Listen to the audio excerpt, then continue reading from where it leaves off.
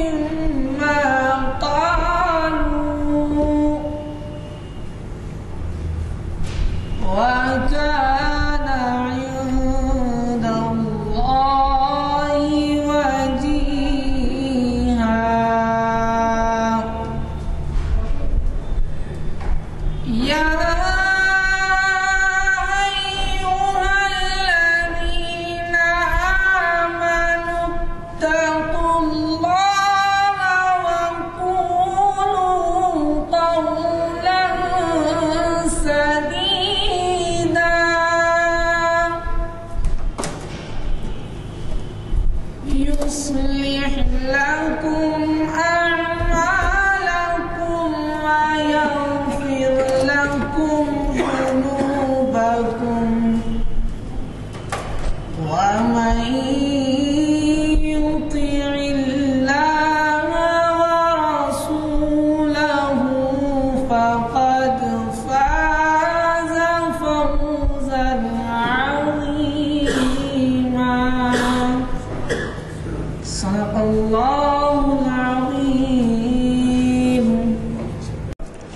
حضرات، جیسے کہ آپ واقف ہیں، آج جامع مسجد عالیہ کے کانفرنس ہال میں اعلامیہ نمبر 449 کا چوتھا آئٹم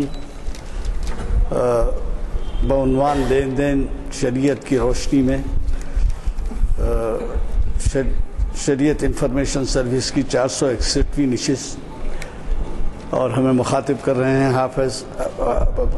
رہے ہیں پروفیسر سید راشد نسیم ندوی صاحب، اور یہ عنوان انہی کا دیا ہوا ہے جس کے بارے میں میں کہتا آیا ہوں کہ ہمیشہ ہمارے مقررین اس بات کا خیال رکھتے ہیں کہ حالات حاضرہ کا پس منظر ہو.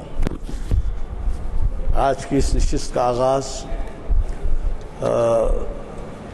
حافظ عرفان احمد صاحب کی خوشیلان خراج سے ہوا، اور خادم محفل غلام یزدانی آپ سے مخاطب ہے.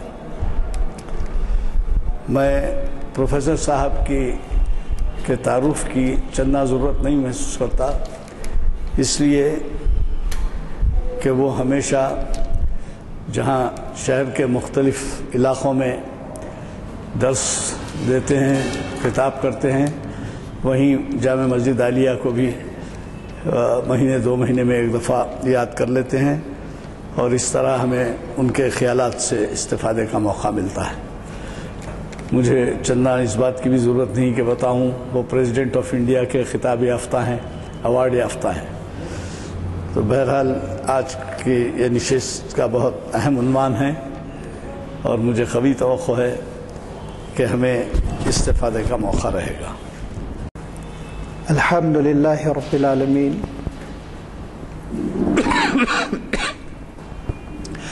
والصلاة والسلام على سید المرسلین وعلى آلہ وأصحابه أجمعين. أما بعد، فقد قال الله تبارك وتعالى في القرآن المجيد والفرقان الحميد: أعوذ بالله من الشيطان الرجيم، بسم الله الرحمن الرحيم لا تأكلوا أموالكم بينكم بالباطل إلا أن تكون تجارة عن تراض منكم ولا تقتلوا أنفسكم إن الله كان بكم رحيما ومن يفعل ذلك عدوانا وظلما فسوف نصليه نارا وكان ذلك على الله يسيرا صدق اللہ العظیم۔ بزرگوں اور دوستو، لین دین شریعت کی روشنی میں اس پر گفتگو کرنے سے پہلے آپ کی خدمت میں یہ تمہید عرض کرتا چلوں کہ آج سے تقریباً 1 ماہ پہلے جب یہ عنوان میں لے رہا تھا تو میرے خواب و خیال میں بھی نہیں تھا کہ اقلیتی فائنانس کارپوریشن کا یہ وہ المیہ سامنے آئے گا جو لین دین میں خرد و برد کی اپنی ایک مثال ہے۔ یہ حسن اتفاق ہے یا سوء اتفاق ہے، بہرحال اس وقت ملت اسلامیہ اس بات پر دکھی ہے کیونکہ جب ہم ہندوستان میں مائنارٹیز کہتے ہیں، آپ جانتے ہیں کہ سب سے بڑی مائنارٹی وہ مسلمانوں کی ہے، عیسائی برادری وغیرہ یہ بہت محدود لمیٹڈ مائنارٹیز ہیں۔ افسوس کی بات یہ ہے کہ اب ہمارے طلباء اسٹوڈنٹس آ کے سنا رہے ہیں کہ کبھی کبھی ایسا ہوا کہ کسی اسکالرشپ کے لیے انہوں نے محنت کی، کاغذات تیار کیے اور ان کے کاغذات کی تیاری میں اس اسکالرشپ کا 50واں یا 60واں% حصہ لگ گیا، لیکن جب موقع آیا تو ان کو بڑا خشک جواب دیا گیا اور معذرت کر لی گئی۔ کبھی یہ کہا گیا کہ آپ کے پیپروں میں فالٹ ہے، کبھی یہ کہا گیا کہ آپ کا آرڈر نہیں آیا، اور جب پیپروں میں فالٹ بھی نہیں نکلا اور آرڈر بھی آ گیا تو انہوں نے یہ کہا اکاؤنٹ میں پیسے نہیں ہیں۔ محروم کیا معصوم طلباء کو اور لقمہ تر بنا کے پیٹ بھر دیا غبن خوروں کا۔ یہ لین دین میں ہمارے ہاں جو ایک عجیب و غریب ٹریجڈی آ گئی ہے، اس کا علاج بس تقوی ہے، اللہ کا خوف، آخرت کی باز پرسی۔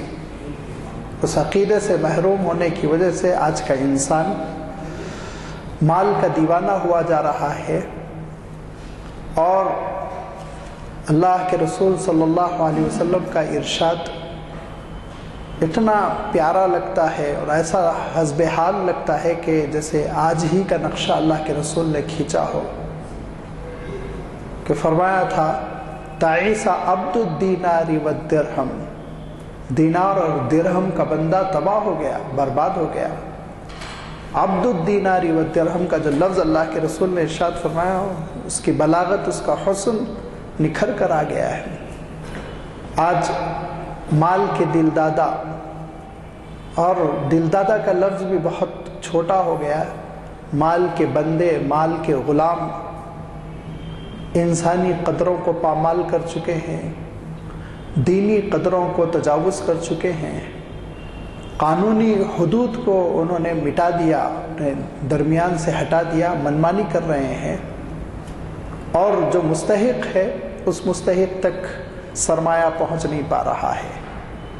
لیکن اللہ تعالیٰ نے جو ہم کو نظام عنایت فرمایا بڑا متوازن، انشاءاللہ اس کے کچھ پہلو آپ کے سامنے آپ کی خدمت میں رکھنے کی کوشش کروں گا، لیکن اس سے پہلے مناسب معلوم ہوتا ہے کہ جس آیت کی میں نے تلاوت کی اس آیت کی تشریح بھی آپ کے سامنے رکھ دی جائے۔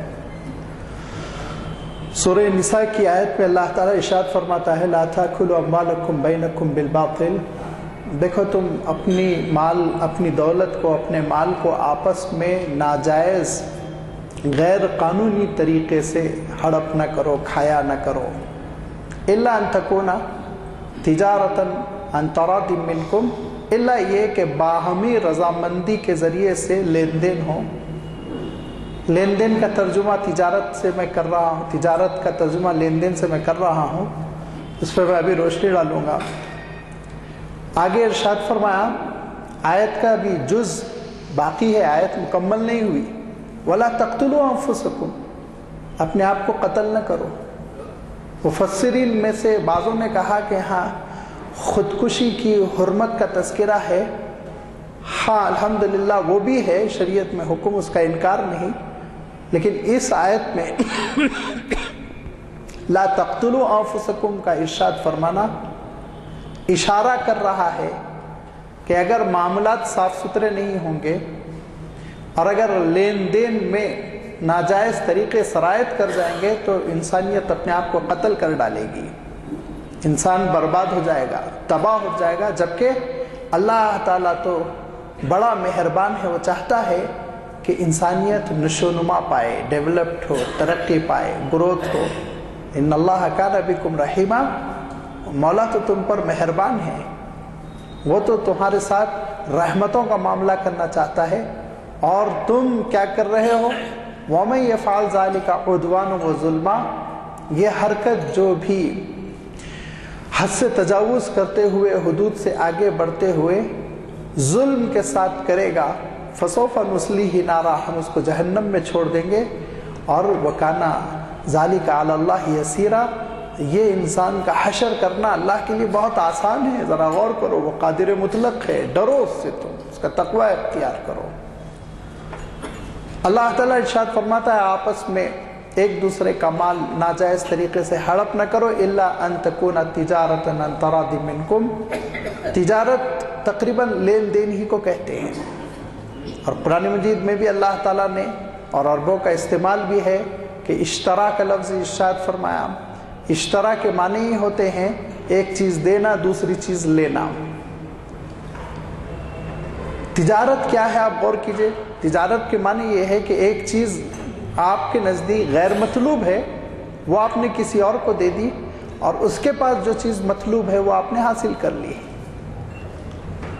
کسی انسان کو بھوک لگ رہی ہے اور اس کے پاس نوٹوں کا بنڈل ہے، وہ نوٹوں کے بنڈل سے پیٹ نہیں بھر سکتا، اس وقت وہ غیر مطلوب ہے، لہذا اس میں سے چند کاغذ کے ٹکڑوں کو دے کر اس نے کھانے پینے کی چیزیں لے لی. یہ ہے تجارت، ترجیح دینا، اپنی ضرورت کو حاصل کرنا. تو اللہ تعالیٰ ارشاد فرماتا ہے دیکھو، جب تک کہ باہمی رضامندی نہ ہو تو لین دین کا وجود نہیں ہو سکتا. شریعت کے اس اصل الاصول کو سامنے رکھتے ہوئے، شریعت کے اس بنیادی نقطہ نظر کو سامنے رکھتے ہوئے پھر فقہا نے لین دین کی قسمیں کی. اور لین دین کی قسموں میں یہ کہا کہ پہلی قسم تو وہ ہے جس میں باہمی رضامندی شامل نہیں ہے، کوئی ایک فریق خوش نہیں ہے، مطمئن نہیں ہے، سیٹسفائی نہیں ہے، تو کہا وہ اسلامی شریعت میں جائز نہیں. اسلامی شریعت میں اس کو بالکل ناجائز کر دیا گیا، یہاں تک کہ وہ تجارت کی شکل میں کیوں نہ ہو. زبردستی کوئی چیز آپ کسی سے خریدے، اسلام میں جائز نہیں. لہذا پہلی شرط یہ ہے کہ لین دین میں دونوں طرف سے رضامندی ہو. اب اگر دونوں طرف سے رضامندی نہیں ہے تو پھر لازمی بات ہے وہ سرقے کی شکل ہوگی، وہ جیب کترنے کی شکل ہوگی، وہ چوری کی شکل ہوگی، وہ نقب زنی کی شکل ہوگی، وہ ڈکیتی کی شکل ہوگی کہ کسی کی گردن پر یا کسی کی کنپٹی پر گن رکھ کے یہ کہا جا رہا ہے تو اپنے پیسے دے دے. مرتا کیا نہ کرتا دے دے گا وہ، لیکن کیا شریعت اسلامی اس کو وائلیٹ قرار دے گی؟ حرام قرار دیا گیا ہے. اور یہ کہا گیا ہے کہ فریقین کی رضامندی یہ لین اور دین کے لیے، لینے کے لیے اور دینے کے لیے یہ شرط ہے. لیکن کہیں کہیں فریقین کی رضامندی کے باوجود بھی لین دین ناجائز ہو جاتی ہے. دونوں فریق راضی ہیں لیکن اس کے باوجود اللہ تعالیٰ اس سے راضی نہیں ہے. جیسے سود، کوئی خوشی سے دے رہا ہو، کوئی خوشی سے لے رہا ہو، 1000 خوشی سے دو، 1000 خوشی سے لو۔ رشوت 1000 خوشی کے ساتھ دو، 1000 خوشی کے ساتھ لو، حلال نہیں ہو سکتی ہے، اس کو حرام قرار دیا گیا ہے۔ اور اللہ کے رسول صلی اللہ علیہ وسلم نے رشوت کے سلسلے میں ارشاد فرمایا، الراشی والمرتشی کلاہما فی النار، رشوت دینے والا، رشوت لینے والا، دونوں کے دونوں جہنم جائیں گے۔ دینے والا اس لیے کہ وہ دوسروں کی حق تلفی کر کے رشوت دے کر جو چیز اس کے حق میں جائز نہیں وہ حاصل کر رہا ہے، اور لینے والا اس لیے کہ اس کو کوئی حق نہیں پہنچتا کہ وہ رشوت لے۔ سوچیے آپ، دونوں میں بڑی قباحتیں ہیں کہ ایک کوالیفائڈ کینڈیڈیٹ ہے جس نے سارے امتحانات پاس کیے، اب جاب کے لیے وہ ایلیجبل ہے، وہ مستحق ہے، وہ کامیاب ہوا، لیکن دوسرے نمبر کا، تیسرے نمبر کا کینڈیڈیٹ وہ رشوت دے کر اس کو حق سے محروم کر رہا ہے، خود اس کا حق لے رہا ہے۔ تو لازمی بات ہے یہ ان قباحتوں اور برائیوں کو معاشرے میں پیدا کرتا ہے جس کا پھر کوئی انجام نہیں، اختتام نہیں۔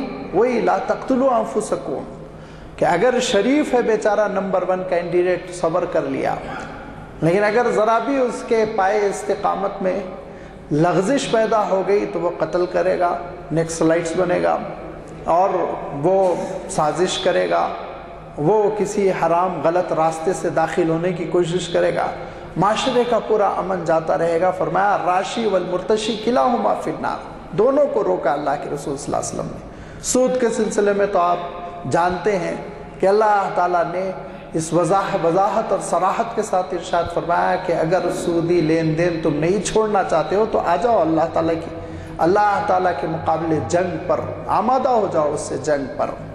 اور یہ بڑا لمبا ٹاپک ہے، اس میں کتنی آیتیں ہیں، کتنی احادیث ہے جو وعید سناتی ہے، اور کتنا اس میں سوسائٹی کا ایکسپلائٹ ہے، کس قدر سوسائٹی کو ستانا، غریبوں کو چوسنا، سرمایہ دارانہ نظام قائم کرنا ہے۔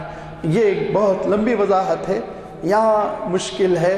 اشارہ میں کرتا ہوں کہ بعض معاملات ایسے ہیں، بعض لین دین ایسے ہیں کہ آپس میں اگر رضامندی بھی ہو تو وہ لین دین جائز نہیں ہے، وہ لین دین شریعت کی روشنی میں حرام ہے۔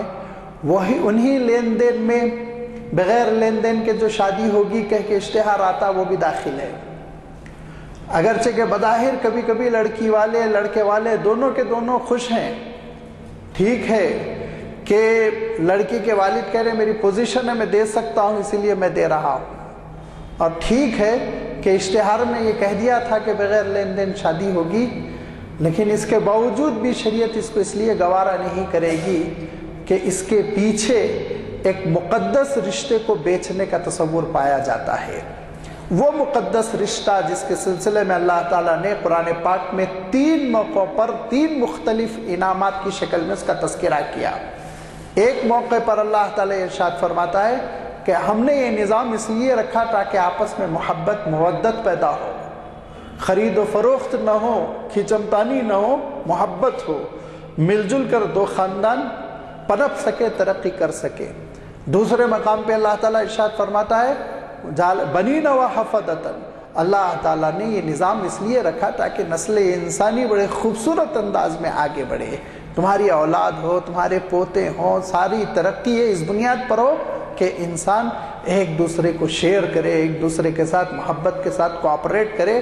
اور تیسری جگہ اللہ تعالیٰ ارشاد فرماتا ہے کہ یہی وہ پروردگار ہے جس نے تمہارے لیے جوڑوں کا انتظام کیا تاکہ تمہارے لیے آسودگی کا سامان ہو سکے، ذہنی انتشار، اور پھر وہ ذہنی انتشار انسان کو بے حیائی تک پہنچائے اور بے حیائی سے بہیمیت اور جانور بنا کر چھوڑ دے، اور اس کے بعد انسان نہ رہ جائے بلکہ کتے بلیوں سے گیا گزرا ہو جائے۔ یہ کیفیت نہ ہو، بہت سکون کے ساتھ ایک خاندانی زندگی بسر کرو، اس لیے ہم نے یہ نظام رکھا۔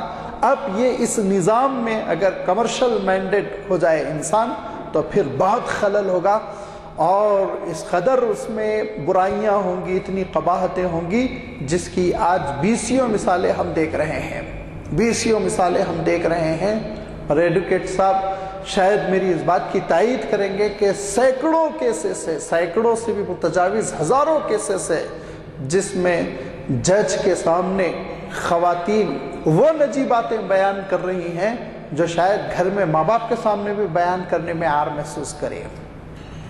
کیوں؟ اس لیے کہ رشتہ جو جڑا تھا وہ محبت کی بنیاد پر، اعتماد کی فضا میں نہیں بلکہ خرید و فروخت کی ذہنیت کے ساتھ رشتہ جڑا تھا. اب جب ٹوٹ رہا ہے تو اسی نظریے کے ساتھ ٹوٹ رہا ہے. لہذا یہ لین دین یہ کسی صورت جائز نہیں. اس کو تو آپ اٹھا کے رکھ دیجئے، اس کے سلسلے میں کوئی تبصرہ بھی نہیں کرنا چاہتا ہوں. اس میں اگر لسٹ نہیں بھی پیش کی گئی تو نہیں لینا چاہیے، اور اس میں دینے کے جتنے بہانے کیے گئے ہیں وہ بہانے کیے جاتے ہیں، ان سب پر قدغن لگانی چاہیے، پابندی لگانی چاہیے. یہ دوسری قسم ہے جس میں دونوں فریق راضی ہیں تب بھی اللہ تعالیٰ نے لین دین کو جائز نہیں رکھا، جس میں سود کی مثال میں نے دیا، رشوت کی مثال دی، اور یہ مثال تیسری شادی میں، اور بھی ایسے بہت ساری شکلیں ہو سکتی ہیں جس میں دو فریق اگرچہ کہ راضی ہیں لیکن پھر بھی شریعت اس کو گوارا نہیں کرے گی. شریعت گوارا کرتی ہے کس کو؟ وہ لین دین جس میں فریقین بھی راضی ہو، مولا بھی راضی ہو. اب جا کے لین دین تمہارے حق میں جائز ہو گئی. اس کی 3 شکلیں ہیں. پہلی شکل تو وہی تجارت کہ آپ قیمت دیں، عوض دیں اور سامان لیں. دوسری شکل جس کو اسلامی شریعت میں ہبہ کہتے ہیں، ڈونیٹ کرنا، گفٹ کرنا، کسی کو دے دینا. خوشی میں آپ کسی کو کوئی چیز دیتے ہیں. شریعت نے آپ کو مالک تصور کیا ہے، اور اللہ تعالیٰ نے اپنے دین میں انسان کی جو نفسیاتی کمزوریاں ہیں ان کا پورا لحاظ فرمایا ہے. وہ اشتراکی نظام کی طرح یہاں معاملہ نہیں ہے کہ اونرشپ چھین لی گئی ہو. انسان کو مالک مانا گیا ہے اس کی اشیاء کا، اور جب مالک مانا گیا ہے تو اللہ تعالیٰ نے اس کو ڈیلنگ کی فیسلٹی دی، سہولت دی کہ وہ تصرف کر سکتا ہے، وہ بیچ سکتا ہے اپنی مملوکہ چیز کو، وہ تحفے میں کسی کو دے سکتا ہے اپنی مملوکہ چیز کو. لیکن شریعت نے ایک اصولی اور بنیادی یہاں پر رہنمائی فرمائی. حلال و حرام کی زبان میں قاعدہ تو نہیں بنایا، لیکن ایک بڑی عجیب و غریب رہنمائی فرمائی. وہ یہ کہ ہبہ دیتے ہوئے، گفٹ کرتے ہوئے کسی مستحق کو اس کے حق سے محروم کرنے کا تمہارے دل میں جذبہ نہیں ہونا چاہیے. جیسے اللہ کے رسول صلی اللہ علیہ وسلم کی خدمت میں ایک صاحب آئے اور ایک چھوٹے سے اپنے صاحب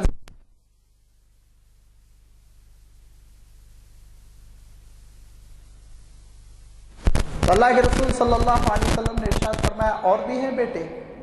تو انہوں نے کہا ہاں اور بھی بیٹے ہیں. تو کہا پھر خدا کی اپنے ظلم پر مجھے گواہ نہ بناؤ. گھبرا گئے. انہوں نے کہا اللہ کے رسول کیا مطلب؟ آپ صلی اللہ علیہ وسلم نے فرمایا کہ یہ غیر عادلانہ فیصلہ تم نے کیوں کیا کہ دوسری اولاد محروم اور تم ایک لڑکے کو ساری کی ساری جائیداد دے رہے ہو. انہوں نے کہا پھر اللہ کے رسول میں کیا کروں؟ فرمایا واپس لو. اب آپ غور کیجیے، آپ صلی اللہ علیہ وسلم کا یہ مشورہ واپس لو، جبکہ آپ صلی اللہ علیہ وسلم یہ فرما چکے ہیں گفٹ کر کے واپس لینے والے کی مثال کتے جیسی ہے جو قے کر کے چاٹتا ہے. یہ آپ نے فرمایا ہے، مسلمہ فرمان ہے. اس کے باوجود اللہ کے رسول فرما رہے ہیں واپس لو اور ساری اولاد کے درمیان برابر برابر تقسیم کرو. کسی کے حق سے اس کو محروم کرنے کا تمہارے اندر جذبہ کار فرما نہیں رہنا چاہیے. یہ تمہارے لیے صحیح نہیں ہے. یہ ایک بنیادی رہنمائی ہے جو اللہ کے رسول نے اپنی تعلیمات میں فرما دی تاکہ اس کے ذریعے سے ناانصافی وجود میں نہ آئے. یہ نہیں کہا گیا کہ اگر آپ کسی ایک کو اپنے صاحبزادوں میں سے کسی ایک صاحبزادے کو پوری جائیداد دے دیں گے تو حرام ہو جائے گا، وہ ویلڈ نہیں ہوگی. یہ نہیں فرمایا گیا. کہا گیا کہ یہ تو ویلڈ ہے، ملکیت تمہاری ہے، فیصلہ کر سکتے ہو، لیکن یاد رکھو تمہارے نام اعمال میں اس کا شمار ظلم میں ہوگا اور اللہ کے سامنے تم کو ظلم کا اپنے ظلم کا جواب دینا ہوگا. یہ لین دین کبھی کبھی ایسی ہوتی ہے کہ انسان دوسروں کو گفٹ کرتا، اور ہماری سوسائٹی میں ایسی شکایتیں سننے کو ملی، اس میں کسی نہ کسی کو محروم کرنے کا جذبہ بھی ہوتا ہے.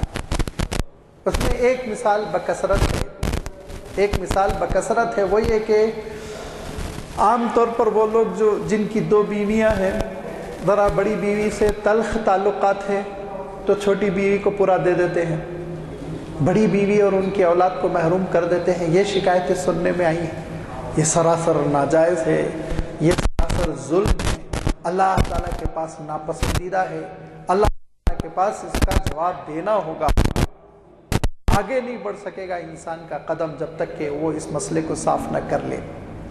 تو میں یہ عرض کر رہا تھا کہ وہ جائز لین دین جس سے اللہ بھی راضی بندے بھی راضی، اس کی ایک شکل تجارت، دوسری ہبہ ہے، اور اس کی تیسری شکل وہ ڈونیشن ہے جس کو آپ عطیہ کہتے ہیں۔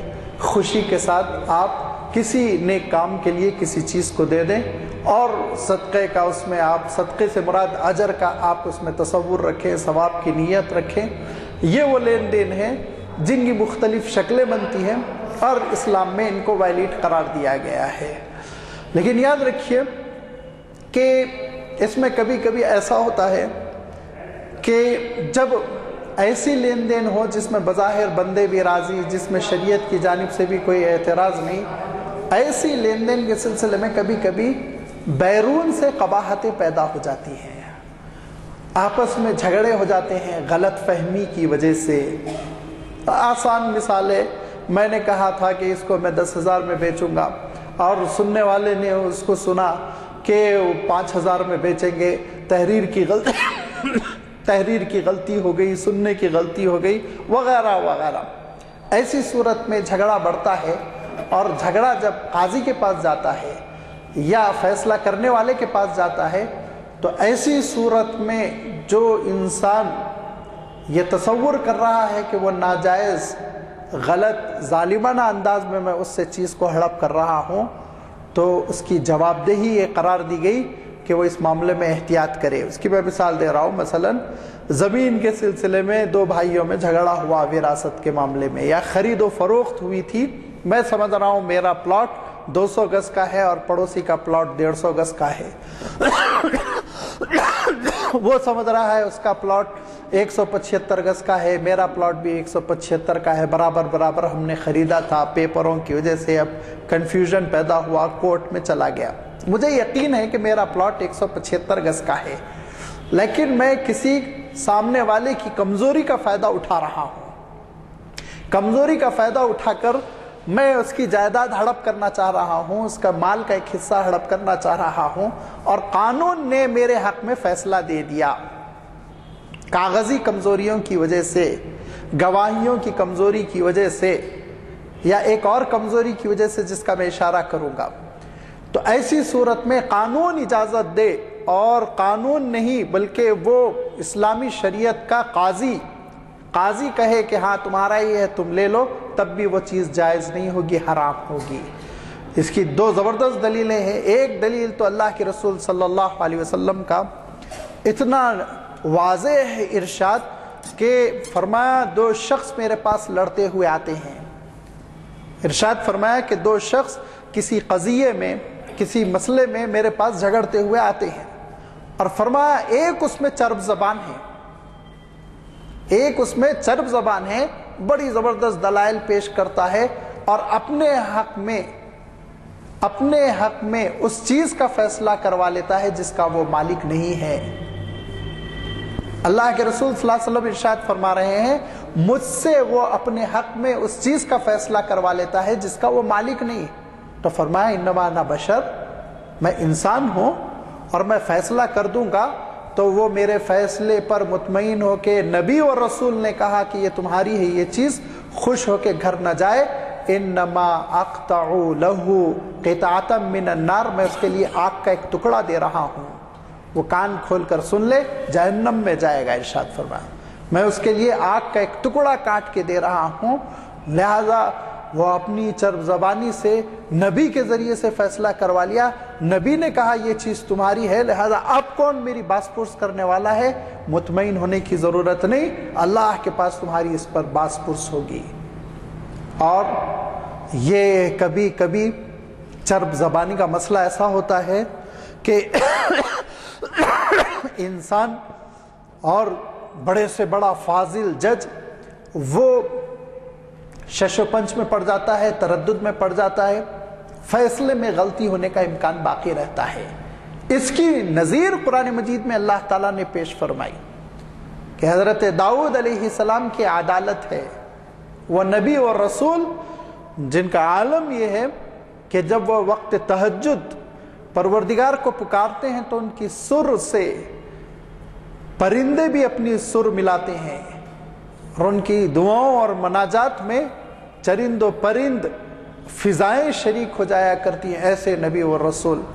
اور وہ فیصلہ کر رہے ہیں دو ایسے شخصوں کے سلسلے میں جس میں ایک بہت چرب زبان ہے، بہت بولتا ہے، ایک بیچارہ بولتا ہی نہیں، سیدھا سادہ ہے۔ بولنے والے نے کیا کہا، حضرت دیکھیے میرے پاس 99 بکریاں ہیں اور یہ اس کے پاس ایک بکری ہے، میری 99 بکریوں کے ساتھ اس کی ایک بکری رہے گی تو زندہ رہے گی، ورنہ تنہا وہ مر جائے گی، لہذا نہ ادھر رہے گا وہ نہ ادھر رہے گا، اس سے بہتر وہ اپنی ایک بکری بھی میری بکریوں میں ملا دے، مجھے دے دے، بہت اچھا رہے گا، میں ساری بکریوں کی حفاظت کروں گا، سب ایک ساتھ پل جائیں گی، بڑھ جائیں گی۔ تو حضرت داؤد علیہ السلام نے کہا بات صحیح کرتا ہے نا، تو اپنی بکری دے دے ایک، وہ اپنی بکریوں کے ساتھ چرا لے گا۔ فوراً حضرت داؤد علیہ السلام کو احساس ہوا کہ یہ چرب زبان غلط بول گیا اور میں اس کے حق میں فیصلہ کر گیا۔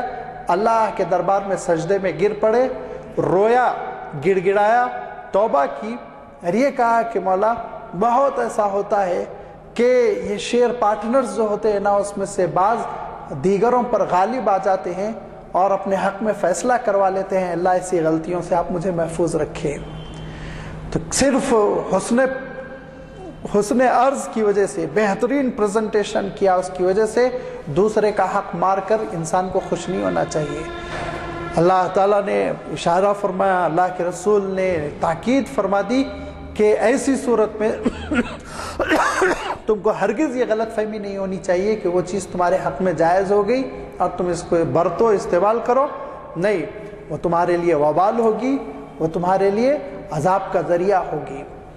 اب آپ دیکھیں کہ ان ہدایات کی روشنی میں ہمارے ہاں جو لین دین کا نظام چل رہا ہے اس میں ایک بڑا بیشتر نظام ایسا ہے جس میں ظلم و زیادتی ہو رہی ہے، چرب زبانی ہو رہی ہے، جعلی کاغذات بنائے جا رہے ہیں، دھوکہ دہی ہو رہی ہے، فریب ہو رہا ہے، اور اس کا نتیجہ یہ نکل رہا ہے جس کا اللہ تعالیٰ نے تذکرہ فرمایا کہ لا تقتلوا انفسکم، ارشاد فرمایا کہ صیغہ بھی جمع کا ہے، لا تقتلوا انفسکم، اے لوگوں اپنے آپ کو قتل کی راہ پر گامزن نہ کرو۔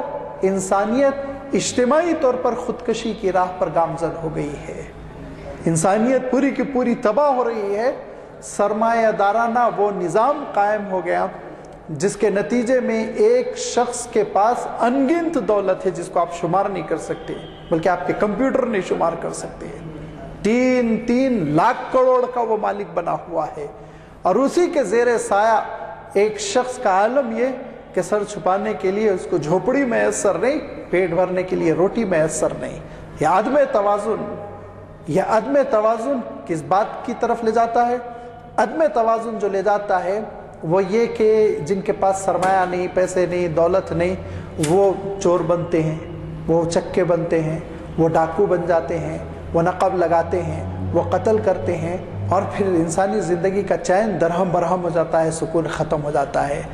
لہذا لین دین کی جو اسلامی متوازن بنیادیں اللہ تعالیٰ نے فراہم فرمائیں، اس پر اگر انسانیت عمل کرے اور ہم اس کا اگر انسانیت کے سامنے تعارف کرانے میں کامیاب ہو جائیں تو ہماری اس سے سکتی ہوئی انسانیت کو بہت حد تک سکون میسر ہو سکتا ہے۔ اس سلسلے میں میری یہ باتیں صرف آپ کے لیے دعوت فکر ہے، باقی یہ سبجیکٹ بہت وسیع ہے اور بہت نازک ہے، فنی ہے، قانونی ہے، اس پہ بہت کچھ بولا جا سکتا، لکھا جا سکتا، اور ایک گفتگو نہیں، ایک سیمینار بھی کافی نہیں، اور ایک پیپر نہیں، ایک کتاب بھی اس کے لیے کافی نہیں، اس پہ تو بڑا لمبا کام ہونا چاہیے۔ اللہ تعالیٰ شریعت کی ان حقیقتوں کو سمجھنے کی توفیق عنایت فرمائے۔ وآخر الدعوانا ان الحمد للہ رب العالمین۔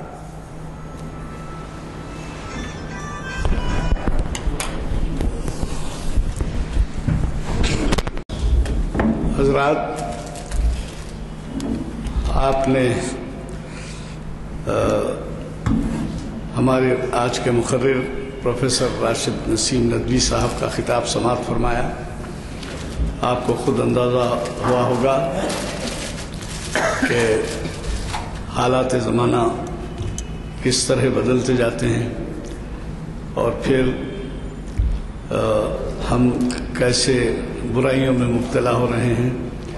لین دین ایک بہت ہی زندگی کا اہم جز ہے اور اس میں بیسوں واقعات ایسے نظائر کورٹس میں موجود ہیں جس میں دیکھ کر رونگٹے کھڑے ہو جاتے ہیں.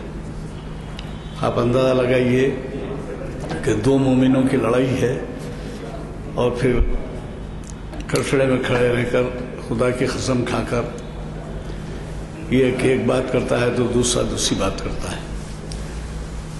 کلام پاک میں یہ ہدایت ہے ہم سب کو کہ جب تم کبھی معاملت کیا کرو تو لکھ لیا کرو. اور اس کی وجہ کیا ہے؟ وجہ یہ ہے کہ ذہن غلطی کر سکتا ہے اور بات کو چل کر ہم یہ کہہ سکتے ہیں.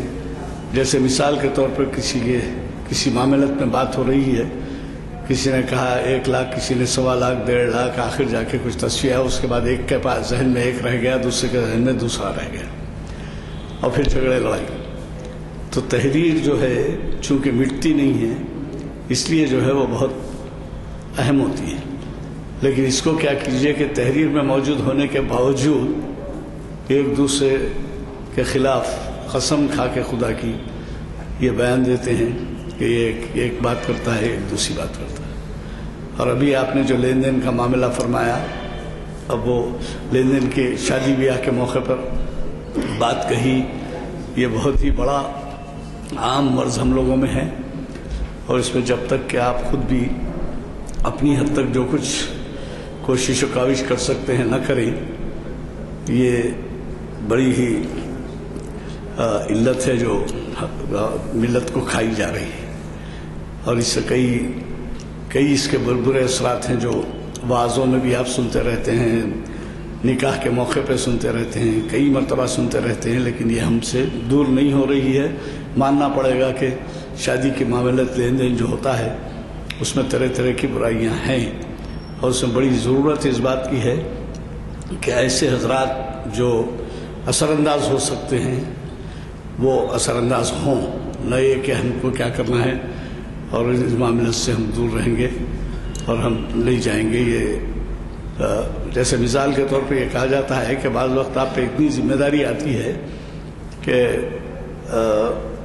جیسے مثال کے طور پر قانون یہ کہتا ہے کہ اگر آپ کے پڑوس کے کچھ زمین پہ آپ قابض ہیں اور قانون آپ کو اجازت دیتا ہے کہ ایک مدت تک آپ قابض رہیں اور کسی کا اعتراض نہ ہو تو وہ جو ہے وہ زمین آپ کی ہو جاتی ہے. پر ایسا ہمارے پاس نہیں ہے تو کوئی تصور شرع میں کہ آپ جو ہے اس کا استفادہ کریں کہ کسی کی خاموشی سے فائدہ اٹھائیں. تو ایسے کئی موقع ہوتے ہیں جو قانون میعاد کا قانون جو کہلاتا ہے وہ قانون میعاد سے آپ استفادہ کرنا چاہتے ہیں. میعاد کا قانون کا فائدہ اٹھانا جو ہے آپ کے لیے کوئی یعنی جائز کام نہیں. تو بہرحال آج کے ہمارے خطاب سے باتیں تو بہت کر رہے ہیں. عدالت کے مقدمات تو بھرے پڑے ہیں کئی اس سے ایسے لوگوں میں جو کہ غیر مسلم ہیں یا غیر شرع کے پابند نہیں ہیں، ان کے لیے تو ہم کچھ نہیں کہہ سکتے. لیکن افسوس اس بات کا ہوتا ہے کہ شرع کے پابند اور بذاخطہ میں بہت ہی دیکھنے میں ایسے کہ جو محسوس ہو کہ دین دار ہیں، اب جب وہ لوگ عدالتوں میں کھڑے رہ کے ایک دوسرے کے خلاف بولتے ہیں تو مذہق ہوتا ہے اور غیر لوگوں میں جو ہے وہ بہت برے اثرات اس کے ہوتے ہیں کہ یہ ایک دوسرے کے خلاف اس قسم کے بیانات دے رہے ہیں. بہرحال اللہ بچائے ہم لوگوں کو. ہمیں بڑی خوشی ہے کہ آج ہمارے مقرر صاحب نے ہمیں اس طرح کے عنوان سے مخاطب کیا. دعا فرمائیں گے. اگر کسی کو کچھ سوال کرنا ہے تو کر سکتے ہیں. انہوں نے پرسوں کے بارے میں آپ سے جو کہا اس کا بھی خیال رکھیے. 4 شنبے کے دن سر سید اور اقبال کے عنوان سے بہت ہی اہم خطاب ہے اور اقبالیات کے ماہر پروفیسر یوسف اعظمی مخاطب کر رہے ہیں، اور موقع خاص ہے کیونکہ سر سید کا یوم پیدائش ہے۔ میں گزارش کروں گا کہ آپ حضرات نہ صرف آپ آئیں بلکہ نوجوان بچوں کو بھی ساتھ لائیں۔ سر سید سے بہت کم مسلمان بچے واقف ہیں، اگر تحریک ہوگی، اگر ان کو لے کے آئیں اور ان کے سمجھ میں آئے کہ سر سید نے مسلمانوں کے لیے کتنا بڑا کام کیا ہے۔